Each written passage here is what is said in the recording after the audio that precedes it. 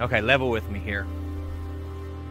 There's this idea that we live on a ball and it's spinning and traveling through space at unfathomable speeds, yet you can't measure it, you can't repeat it or observe it.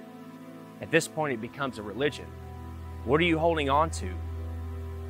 Do you care what other people think? Are you just worried what your friends and family are going to say? Is it your satellites? Is it your aliens? There are no satellites in the vacuum of space. Satellites are satelloons. You're aliens. Let's say you're an outer space alien fanatic. What if I told you you can have your aliens too? That they come from outer space, not upper space, but outer space. They are extraterrestrials. Terrestrial meaning terrain, meaning land. So what is it? What's stopping you? You've never seen curvature with your own eyes. You've never felt the earth spinning. You've never been able to observe and measure these claims.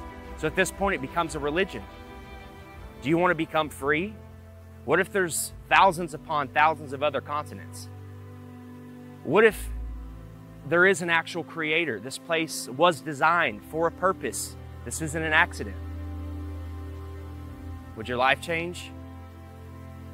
We're all supposed to live in abundance. We're all supposed to be here for a purpose and learn and love and live. Being on a ball from an accident of a big bang, evolved from monkeys, that's no way to live. That's no way to perceive life. You're an accident. You have no purpose. What's stopping you? Look out here. There's no curvature. 120,000 feet, 30,000 feet, it's nowhere to be seen. Where's the curve? It's time to pay attention. It's time to wake up. It's time to become free.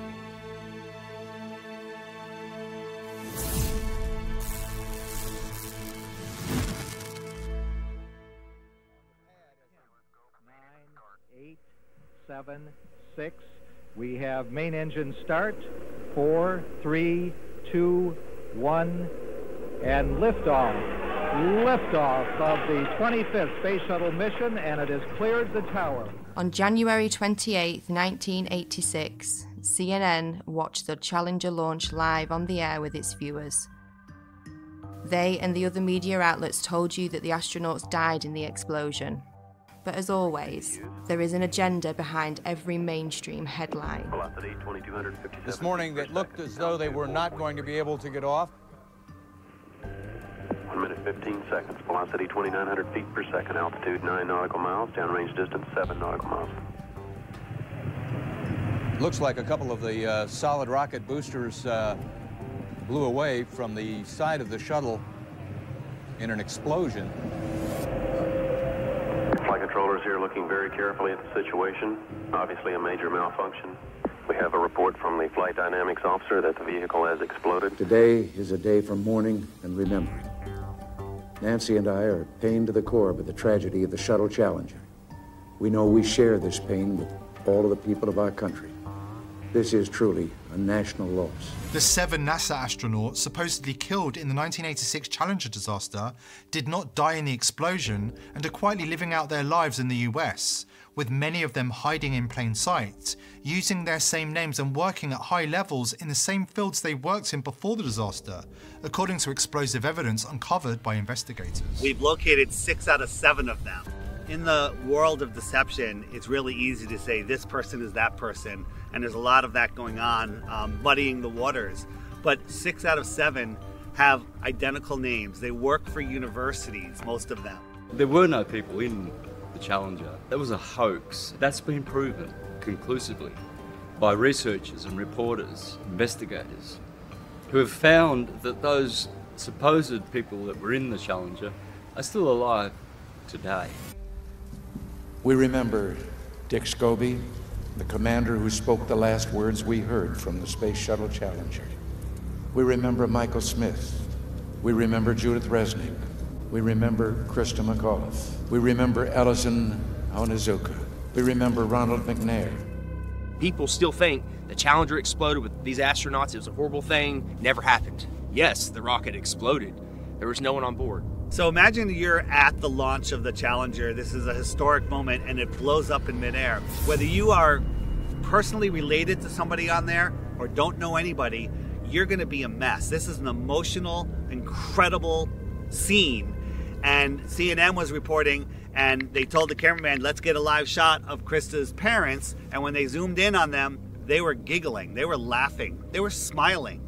I don't know how you can put a smile on someone's face, even if you told them the funniest joke in the world at that very moment. Just look at their face. Is that the face of somebody whose daughter just blew up in the most horrific, violent accident ever? Or is that somebody playing a role, not knowing that they're on camera and thinking about the money that they may have gotten? You can hide somebody that's allegedly dead right in plain sight. All you have to do is move them a little farther away, give them a different job, claim that they're somebody else. You don't even need to change their name. So statistically speaking, the odds that almost everyone on the Challenger have exact lookalikes with exact names still existing is kind of laughable, honestly. Exact doppelgangers existing in the world with the same names, and when confronted, they get very nervous and their stories begin to conflict and they have the same mannerisms.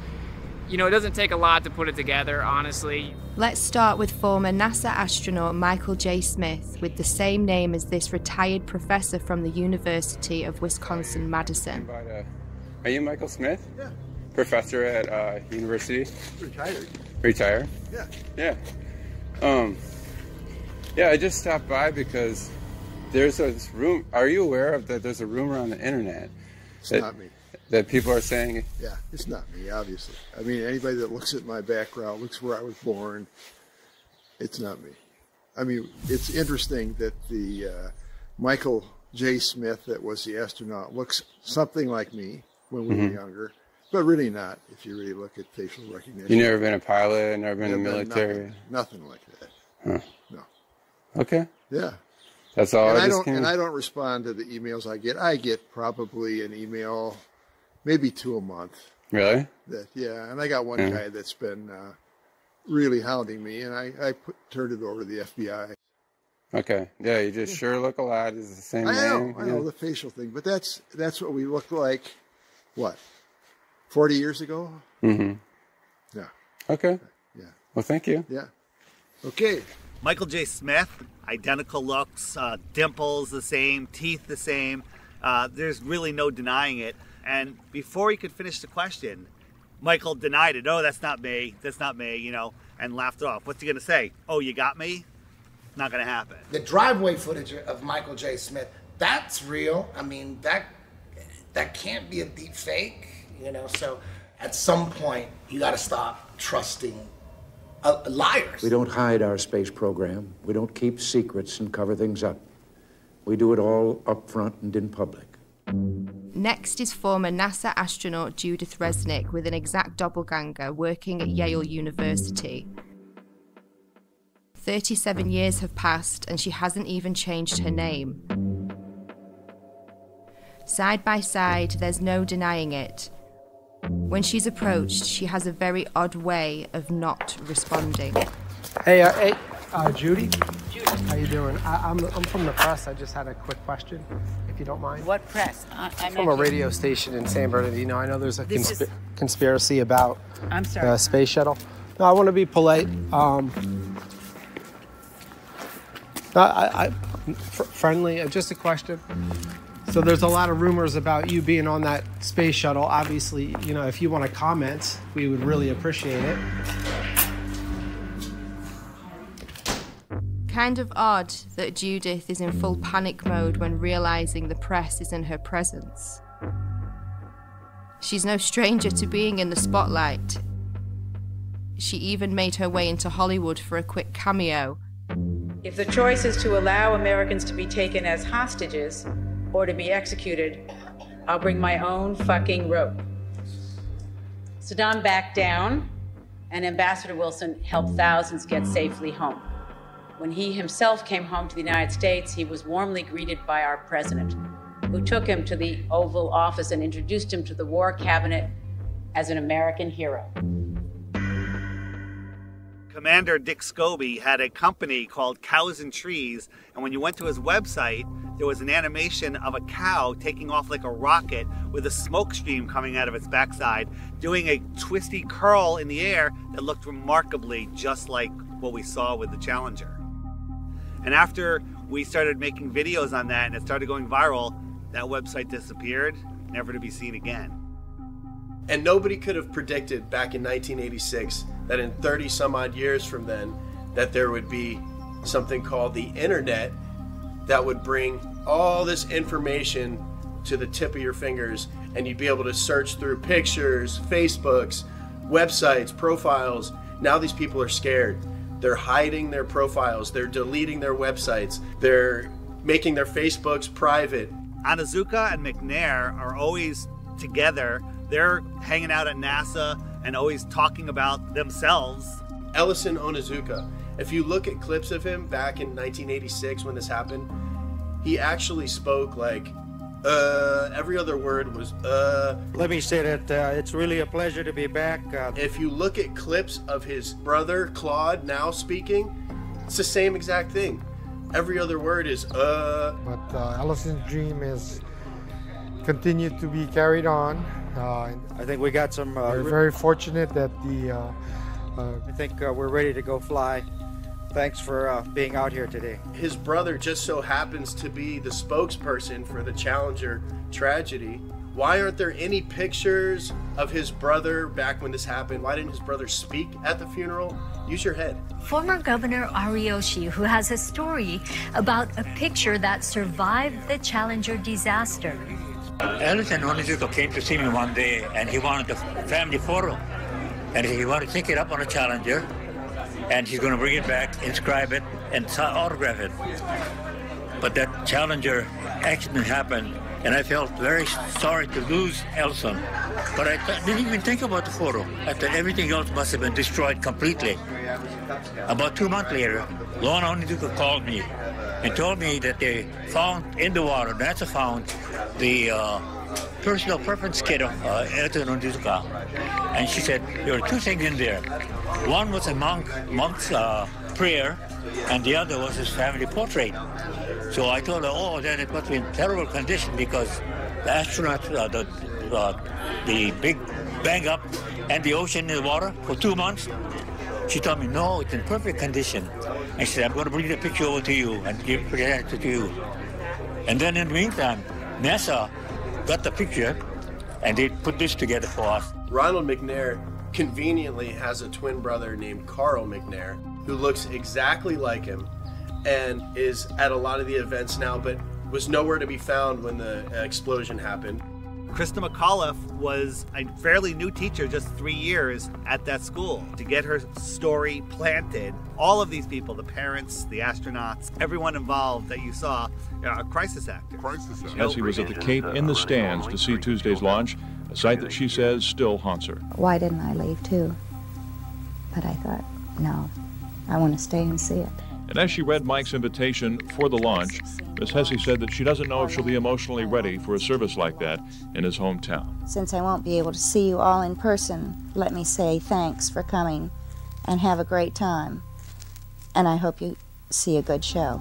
George Bush Sr. hand-selected the teacher, Krista McAuliffe. What are the odds that 30 years later, there is a professor at Syracuse University with the name Sharon McAuliffe? I still can't believe that I'm going to actually be going into that shuttle. It just really doesn't seem possible. Krista McAuliffe was asked if she had any fears about her space shuttle flight. People really feel that space travel is safe now. It's not that earlier feeling that, oh, it's going to blow up or something's going to happen. Right at this point, I feel that I'll be okay if I go up. Well, where's Jarvis? How come you haven't located him? And the answer is, he could have died of natural causes, a heart attack, a car accident, 3, 4, 5 years later, and it would never be reported. The reason they did it was a psychological operation to justify not doing manned space flights anymore and to pull on your heartstrings with an emotional cover. So if you dare question it, then you're immoral. And then when you look into it, you find out, of course, that you have all these people still existing in the world. So basically a government version of witness protection for NASA. Our nation held a vigil by our television sets. In one cruel moment, our exhilaration turned to horror. We waited and watched. They were waiting and watching. When they saw the explosion, there was confusion. Was something wrong? The principal and teachers weren't certain either. Then it got very quiet as the horror of it began to register. Besides the trauma-based mind control and putting children through that trauma, and also it reinforces their model. It reinforces their religion. Look, this terrible thing happened. We're trying to go to space. We're trying to explore for science. But oh, look, all those people died. But at 1 o'clock, school was closed. It had to close. I felt as if my whole body blew up inside when I saw that. And I can just never be as shocked as I am now. Seeing it with my own eyes, it really just scared me. Some astronauts blow up in a rocket. What does that do subconsciously to the average person? They don't want to go up into space. They don't want to blow up in a rocket. We'll leave that to the professionals. We'll leave that to NASA and our government. Once they had seen the evidence on the visual screen that there would be no survivors, it suddenly became apparent to them that they were dealing with death. The government had incentivized the different public schools to play the Challenger in their classrooms. So they rolled their TV sets out, they had all the children sit down and get ready to watch it, and 20% of the American public watched the Challenger event happen live. And within 1 hour, 80% of Americans had seen the Challenger tragedy happen. So just like with 9/11, they have everyone see this traumatic event, and then we're all in unison that we're traumatized. When it blew up, it was a form of trauma-based mind control that, you know, some people will never grow out of, and then the emotions kick in and you're unable to think logically about what's going on. Of course this was planned. They made every school show this event live. They wanted these kids to grow up defending this tragedy. Think about how many field trips come here, unfortunately. And they go in and watch that Heroes and Legends thing, and they come out thinking that this is the greatest possible hero that they could ever be. And that's just, they're actors. And we're building them up higher than your father, police, military, all these people that are actual heroes. Right. These are actors working for a government agency. So. Next. Hello. Hi. I'm going to get one of these signed if that's all right. Please. My name is Justin.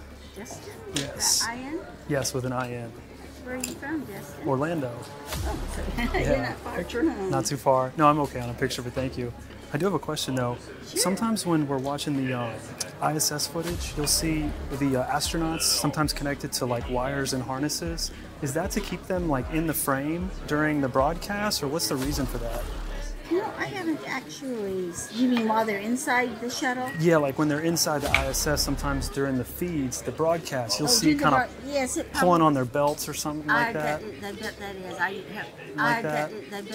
I have not personally seen that. Oh, really? But I know that they try to be still when they're doing talking to someone, and then they usually try to release and do like a flip at the edge or something like that. Because I've seen the flip before, and it almost looked like a foot was caught like inside something, but there was nothing really there. It was really strange. I didn't know if there was something to kind of like hold them in place or something. We never had anything like that, but they may have learned over time that it was hard to stay still, and they may have come up with something. Did you ever think the public would find out that all the spacewalks were filmed underwater?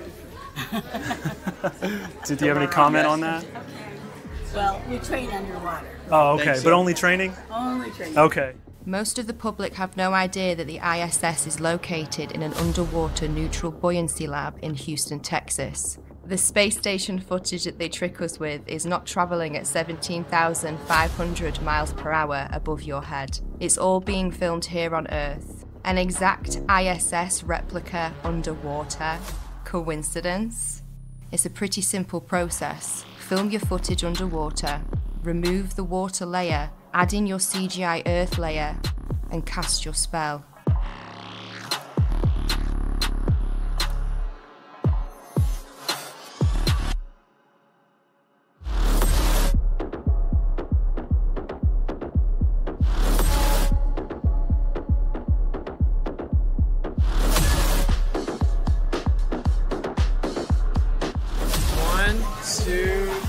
Bubbles in space. The International Space Station, that's a complete fraud. It's a complete hoax. I don't believe that all these astronauts are living up there and doing all this. Every single time that they do some type of live demonstration, you can see some type of faulty wiring, some type of glitch. They're literally being held up by strings. Green screens, wires, CGI, augmented reality, all sorts of issues. Think about this. They always have the women with long flowing hair. That would never be allowed. They literally spray hairspray in their hair to make it look like their hair is floating in zero gravity. The International Space Station, brought to you by the same guys who faked 6 moon missions. Yeah, I believe that. I don't know exactly how they're videotaping themselves. They could be on one of those zero-G planes and, doing it all in there. I'm not sure how they're doing it, but I don't believe it at all. It looks like a bunch of green screen fuckery. I don't believe that at all. Space station is a serious place.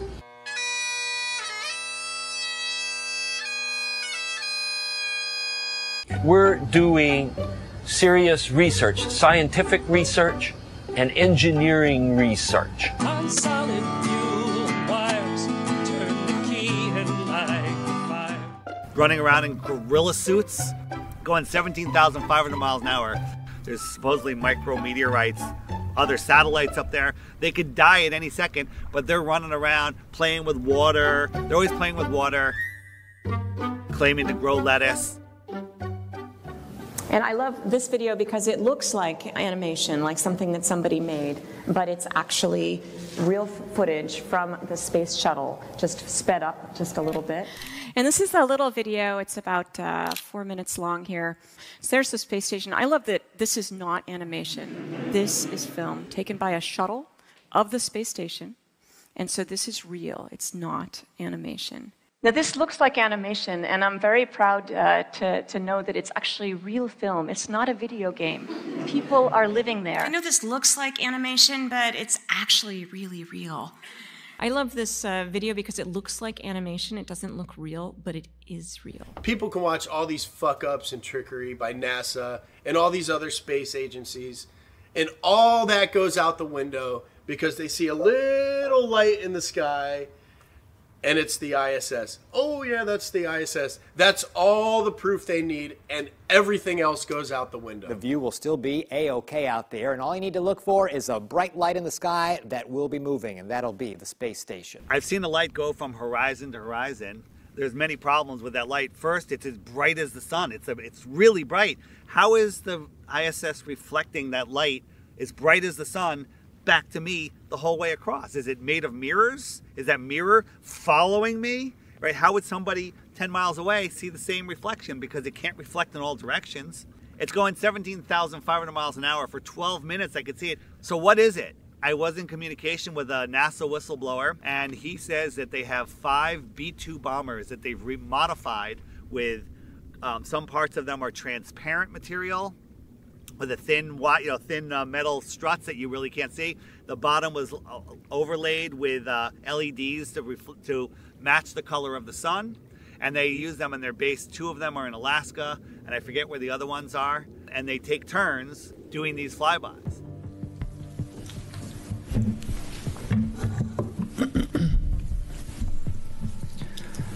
Good afternoon, Commissioners.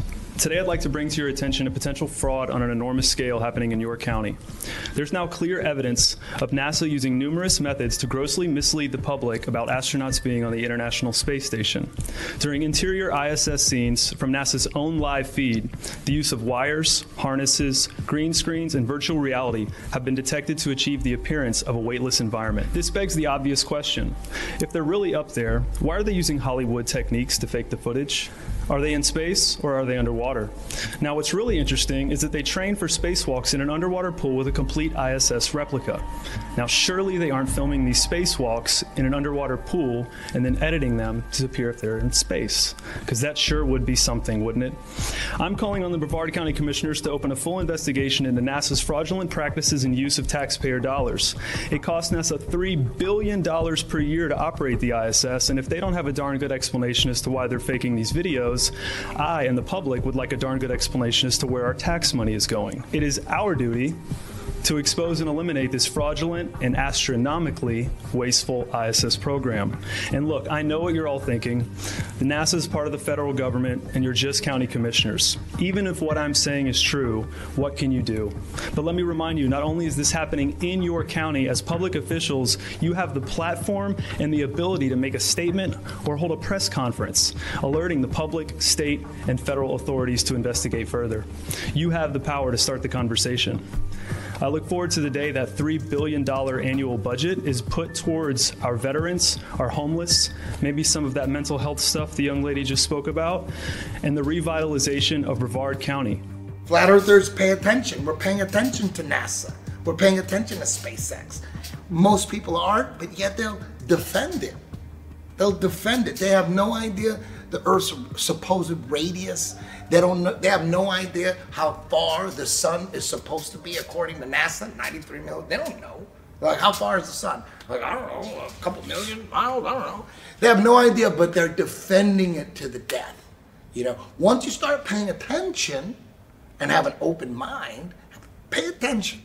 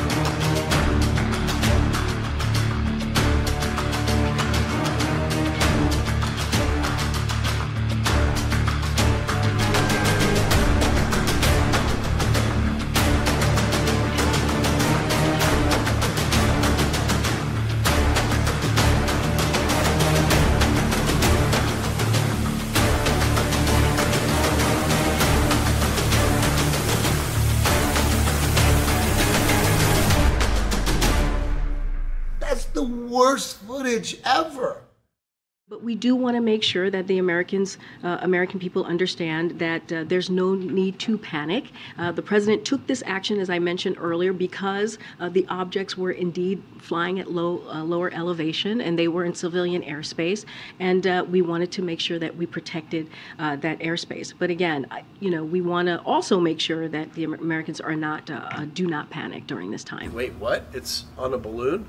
Why is there a satellite on a balloon? It's always been that way. Flat Earthers have been talking about this for a long time. One thing that isn't really discussed in the mainstream is that NASA, you know, of course we know, spends more money on helium than anyone else in the world, and actually just upped their most recent contract to hundreds of millions of dollars for helium. And they admittedly launched balloons bigger than 1 to 2 football fields. And it's significantly more efficient for transmission of data, for weather compilation of data. They basically have a fleet of balloons above you that are facilitating majority of the information that we utilize. So why do you think NASA is the world's largest consumer of helium? Why would they send up balloons, these satellites, on balloons if they're in magical floating space, in the magical floating vacuum of space? They're showing us, they're telling you right now, they're telling us in plain sight, hey look, satellites are on balloons, they're not in magical space. Right here at this research center. Okay, this loud truck, yeah. I know they're gonna make the okay.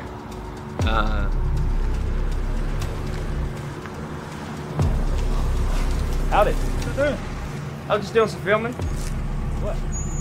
Oh, just anything we can see. We're just doing a documentary on the balloon launches and all the cool stuff. Yeah, we're independent journalists. Don't be filming me. Well, I mean, we're in public. There's no expectation of privacy. Well, we tried to call them. They said they weren't doing any tours. Yeah, they said we weren't doing any tours. Of course, you got to do your due diligence and make sure there ain't nobody out here potting shit. Yeah, well, I get it. Like Johnson Space Center, they have armed guards. Yeah, they will shoot you. Yeah, they definitely operate. Do not run up in the air. Yeah, like you're gonna be nice. No, we're just infatuated with the Satellites, Yeah. We didn't even know they existed. It's cool that they're all going up on balloons. We didn't even know. We were taught, they're just orbiting by themselves. Or they're shot up with rockets. Yeah, they're shot up with rockets. That's all it makes more sense on a balloon, so we're like, okay, well, this makes sense now. Unless they got some top secret stuff I don't know about. You don't know about any of these satellites without the balloons? The idea that you would need some type of box that free falls in orbit around a ball is really just a fiction of imagination. That we don't need that at all. We don't utilize that. Satellites have been on balloons since the 50s, and they've always been on balloons. They just lied about putting them in space. There's no evidence at all of satellites in space. They would have to have a propulsion system. Even if you believe that the Earth is a ball, you must also believe that satellites cannot propel themselves without a source to thrust. Okay? We know that they don't have engines on them. What's making them go around? They don't make sense. Then you find out NASA owns 98% of the helium. Then you find out all these satellites that crash have balloons attached to them. Then you can deduce they actually float these satellites up with balloons. It's that simple. If all these satellites are moving 17,500 miles an hour, some are moving this way, some are moving that way, it's common sense. There's 50,000 of them. They're supposed to hit each other eventually, but none of them hit each other. Come on, guys, wake up. There's no satellites. There's no proof of them. The only proof we have are things floating on balloons. Arthur C. Clarke in the 50s wrote a book theorizing about satellites falling around on Earth in an endless fall. Shortly after, we all of a sudden had satellites falling around the Earth. Now think about it. The Earth is spinning at 1,000 miles an hour. It's orbiting in an elliptical orbit, speeding up and slowing down at 66,000 miles an hour. It's chasing the sun in another curved orbit, and we somehow have geostationary satellites. That's a satellite that stays above the same plot of land. So it's mimicking the spin, it's mimicking the orbit, it's speeding up and slowing down and staying over that same plot of land, and it's just falling in an ever-ending fall. That makes absolutely no sense. And now it's openly accepted that they're on balloons, but they're making it seem like it's a new thing. And this is the new way we're gonna launch satellites, is on balloons, and it's cheaper, and it's just better. Like, we don't need them space ones no more. People are starting to figure it out. That's why they're going back to balloons. And majority of all the transmissions we use for our cell phones or quote-unquote satellite TV are all ground towers. They all send transmissions from the ground tower to tower, admittedly at high elevations. And of course we have underground and undersea cables that make up 99.9% of all transmission. So this just a facade in people's mind that you have little metal boxes flying around giving you all of your data. None of that is real. Oh my God, I'm calling my brother. That is freaking beautiful. Okay, there you have it. Artemis wow, it's flying right now. Whether it's the ISS or the rocket launch, the second someone sees it with their own eyes, they think it's real. This is freaking amazing. Oh, there it is. What the heck happened? They don't even know what the fuck's going on. The reason that you can always find a video of a rocket from NASA taking off and then slowly making a U-shaped arc is not because it's going around the ball and going to the other side or going out into space. It's because shortly after these rockets that are funded by your tax dollars take off, they only have a certain amount of time before they crash back to the Earth because they run out of fuel. It's all made up. So what really happens is they launch them near the ocean in Texas or in Florida. They will never launch a rocket from the middle of the country. It won't make it to the ocean. It'll crash on dry land. Okay? So NASA has to launch rockets from Texas in Florida because it's right by the water.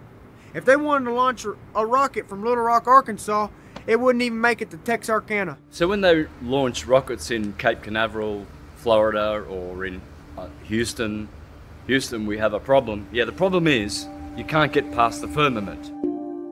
In 1962, 7 years before they faked the moon landing, Operation Dominic began. A series of 31 missiles were shot straight up into the sky to test how high humans can actually reach.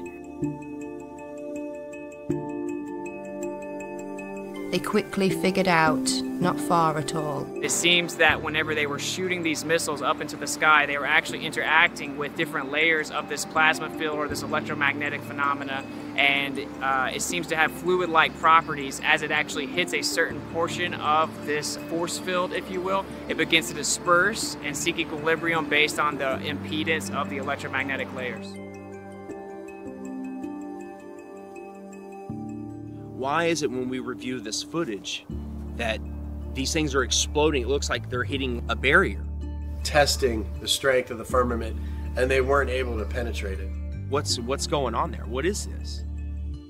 In my opinion, I think that they were trying to find a way to possibly get out.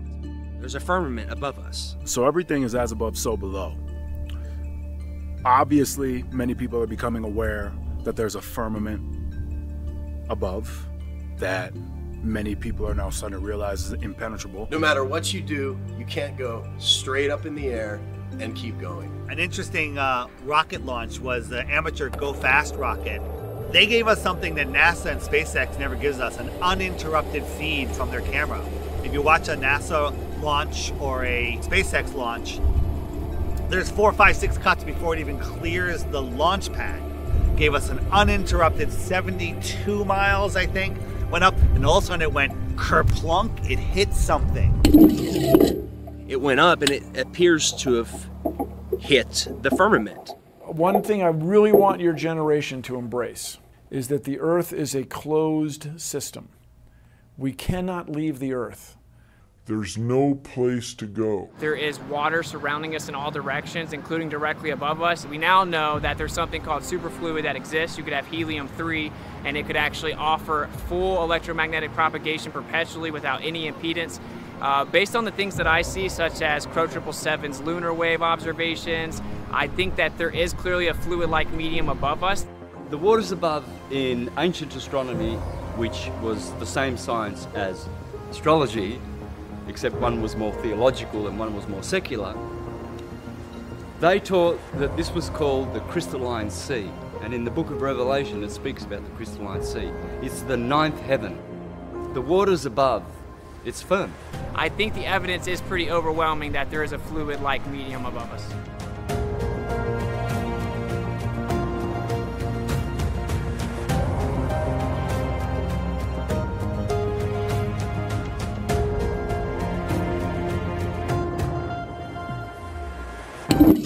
What I can tell you for sure is the water above is level, because all water finds and maintains level. I feel that's the next wave of enlightenment, is now more and more people realizing as above, so below. And the only way we can get above or below is to go within and tune our frequency to that of which surpasses and passes through. Who knows, maybe there is some kind of firmament, and we're underwater. We could be underwater. Maybe there's water above the firmament and then water down here. That could possibly be why the sky is blue, because behind it is the firmament which holds back water. As above, so below. God's throne does not sit on a convex, silly snow globe, okay? The firmament, the waters above, where he separated the waters below from above, they're flat and level. It's the sky plane. The sky only appears to curve, just like the ground. There is no curvature in the sky. There's no curvature on the earth. Well, Dave, the SpaceX Falcon 9 is going to launch from Vandenberg Air Force Base, and it's going to launch in just about a minute, maybe a little less here. Just see the trail it's leaving behind.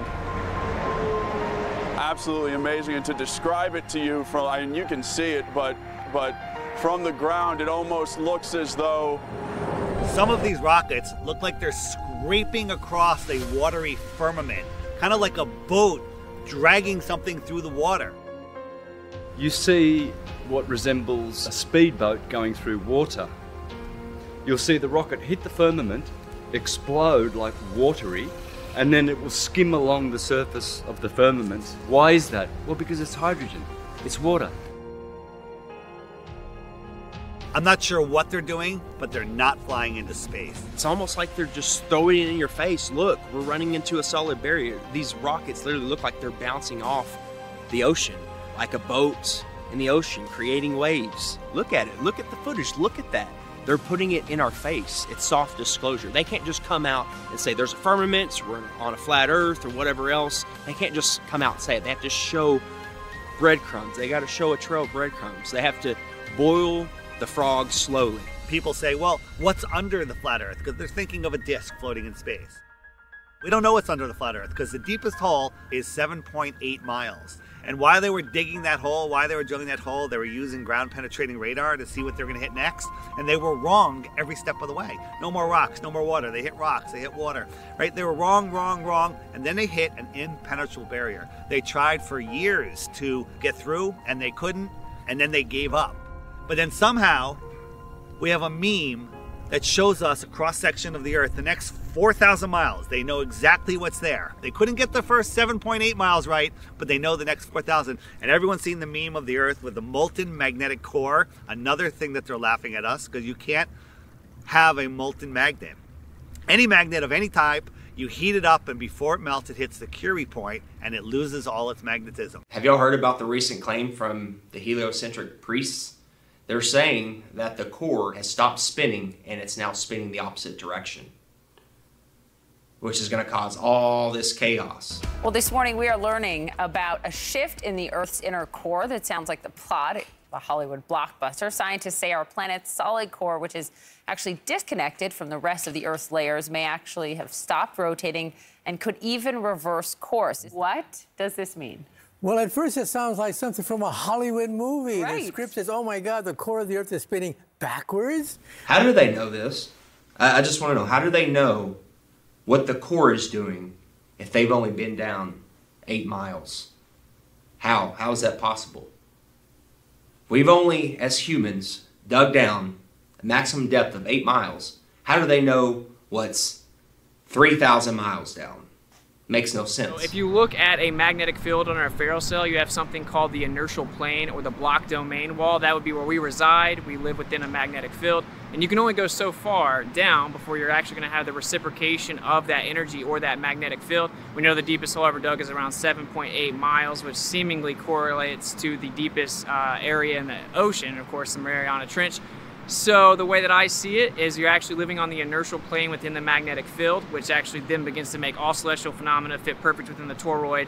And of course, this entire idea that there's this magic magma core made of nickel and iron that's spinning at a different speed than the Earth spins is a complete fiction made up of seismic activity and speculation. And actually, when you look further into that, they say that that causes the magnetic field with something called convection currents. You have the geomagnetic field from the geodynamo model, and actually you would have a symmetrical magnetic field coming from the core. As it is a sphere, you would have the same magnetic field in the north and the south. But what the evidence actually shows is that it is not symmetrical at all, and in the south, the magnetic field gets up to 30% weaker. There's something called the South Atlantic anomaly, which shows that it 100% is not some symmetrical dynamo effect causing the magnetic field. If you actually look further into the dynamo model, there's about 50 questions that have gone unanswered. They can't even get the math to work with supercomputers. It's pure speculation that they can't get to work, and it seems that actually we are just prohibited from going too far down based on pressure mediation within a magnetic field. There was a famous scientist that sent a submarine down and hit the bottom of the ocean and wasn't able to penetrate the bottom of the ocean, as if there was some type of water barrier firmament.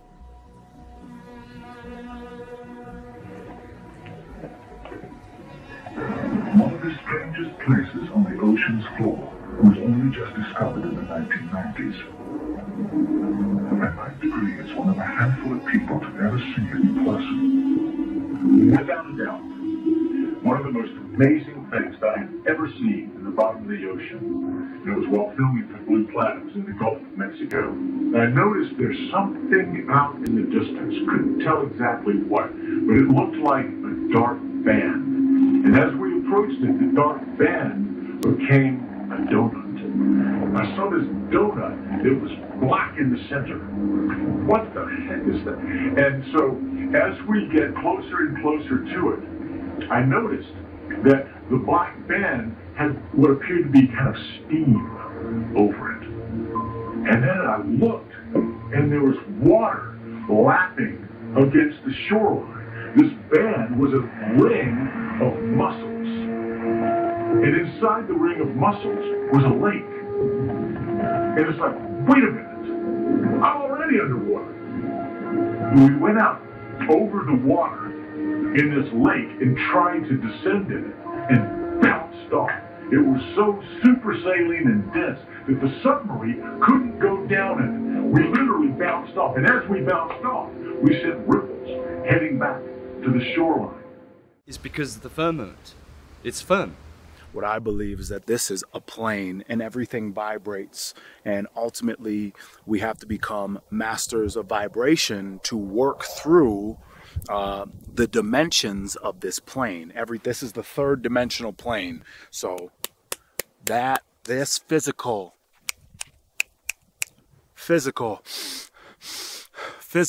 this is the physical plane. Now, if we close our eyes and we envision something, our brain doesn't know the difference between a thought and actual reality. So they teach us about gravity when we're young kids, because when you're a young kid, you kind of believe everything that you hear. They tell us that gravity was discovered by a guy named Isaac Newton. And by the time he was 23, he had discovered gravity, invented calculus, and trigonometry. Well, I'm telling you right now, none of that happened. Gravity's just a theory and an excuse, really. It's real simple. If there's a force strong enough to hold oceans to the planet, there's a force. We should all be stuck to the ground. You know, the force can hold buildings, skyscrapers, tanks, ships to it, but it can't hold a helium balloon. Helium balloon just flies away, smoke just flies. Everything should be stuck to the ground like a magnet. If there's a force holding oceans to it, it doesn't make any sense. Once you look at gravity and you try to prove that it's real, you'll discover there's no proof of it, and that there is only proof of density, buoyancy, and electrostatics. Electrostatics is a proven thing. We all know that a positive and a negative will attract towards each other. So the Earth has a neutral or negative charge. Everything above it has a positive charge, and it is attracted to it. Everything that exists is electric. There's not one thing that exists in the entire world that is not electric. It's actually the unifying force that keeps everything here, holds everything together, and everything seeks equilibrium based on that. So everything's trying to find a state of rest based on its electric phenomena or its electric nature within the environment that we exist within. And then when you start to look further into it, you find out that on the smallest scale, electrostatics is significantly stronger than gravity is even claimed to be. Magnitudes greater, 10 to the 36 power to be specific. So everything, simply put, everything that exists is electric. Everything that is falling to the ground or not falling to the ground is seeking equilibrium based on electrostatics. We can actually test this. We can use something called a corona motor, and whenever we manipulate electrostatics, we can make things levitate. We can make things go up or down, and we can actually change how fast they go down. We can also manipulate the weight of an object simply by manipulating electrostatics. And of course, that's how science actually works, is you do an experiment that shows you what the cause of the effect is, and you can manipulate electrostatics and cause the effect of downward acceleration, commonly referred to as gravity. Of course, I've never seen a test that manipulates space-time, and you will never see that. It doesn't exist. Everyone thinks that the reason things fall is because of gravity, but actually everything that exists is electrostatic. So whenever things go to the ground, they're seeking equilibrium, so they go find their balance on the ground where their charge disperses or spreads out in through the ground. So we have positive charge in the air, We have negative charge on the surface of the Earth, or on the ground, which is why it's called grounding. And then we introduced positive charge, and then it went back down to the ground to seek equilibrium.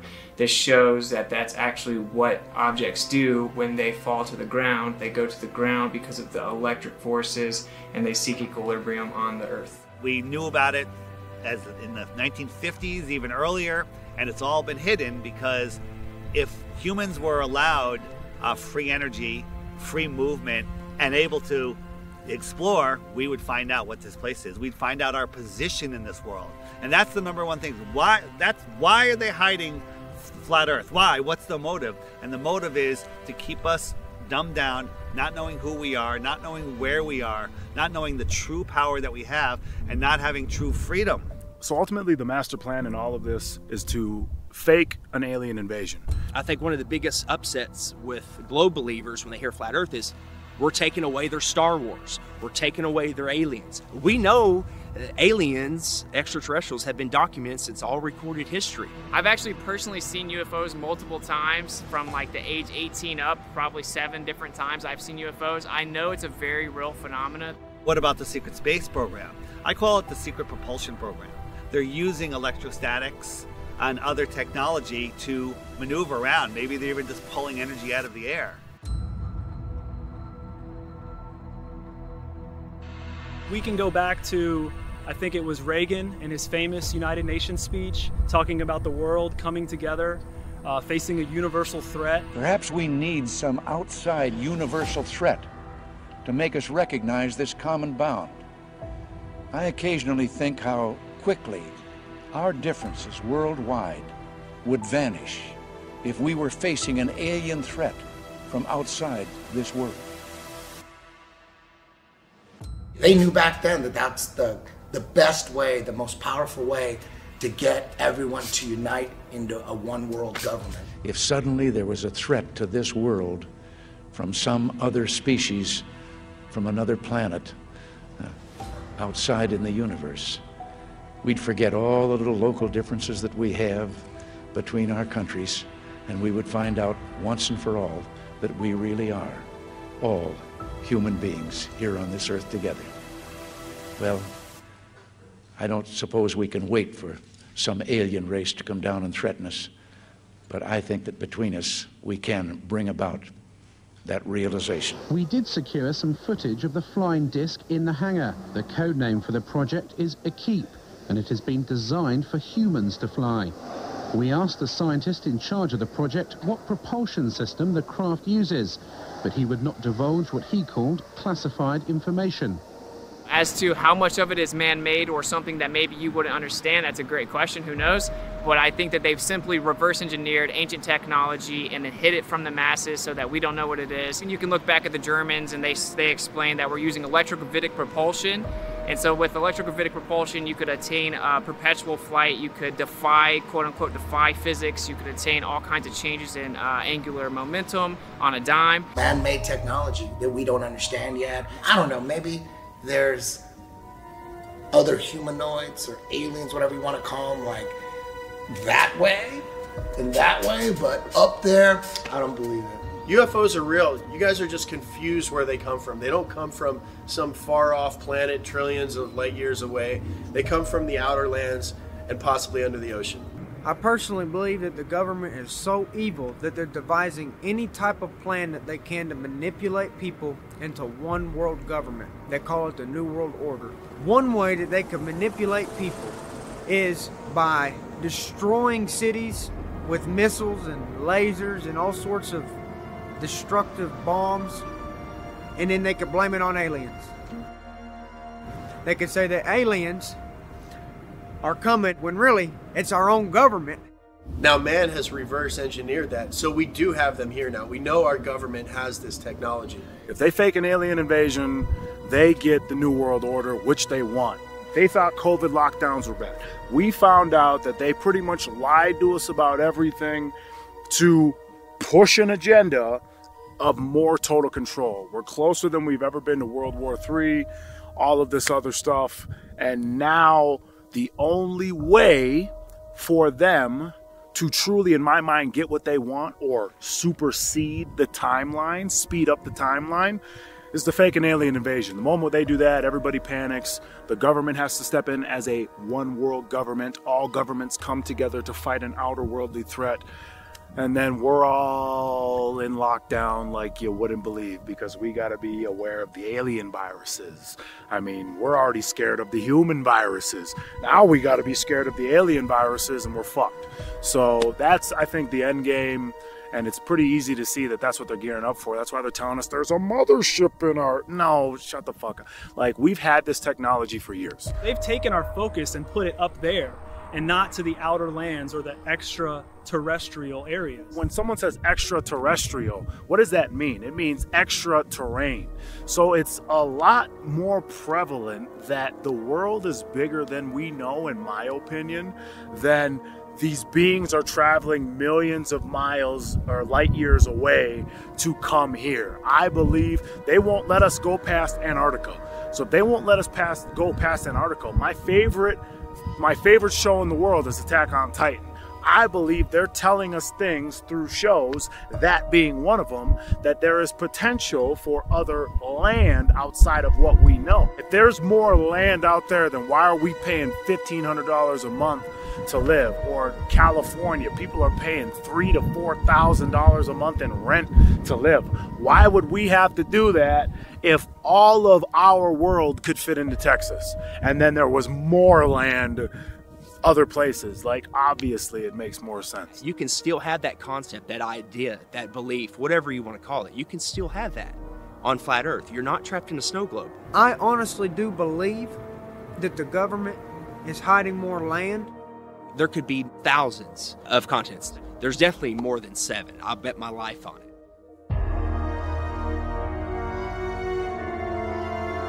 Relax. This is only a visual concept, although this is scientifically possible. They have advanced aircraft that can do incredible things and move incredible speeds, but it's for here. It's for exploring this world, not scientifically impossible outer space. Little green men running around, abducting people. That's the Hollywood mainstream narrative. There are underground caverns, there are underground cities, deep underground military bases, DUMBs. There's all kinds of networks under the ground. Think about all the underground bases. Think about the millions and millions and billions of dollars that go into black budget projects and I mean, that is a whole nother industry. NASA, nobody knows what NASA does. Regardless if it's a government hoax to instill fear and control and take away our rights, if it's Project Bluebeam, just know that these crafts are not coming from outer space in the magical vacuum of floating balls. They're coming from outer space, not upper space. They're coming from outer space. The extraterrestrials are coming from outer space. So just know they're not coming from up there. There's a firmament. They're showing you on the daily, rockets bouncing off of it like water. They're showing you on the daily. They're not coming from up there. They're coming from out there. So I've recently come across information from someone inside the military that as early as 1992, they were able to attain the ability to do holography or holograms with acoustic holograms, electromagnetic manipulation, just utilizing light, as you know, for very realistic holograms in any size or proportion that you can imagine with the entire spectrum of dimensions.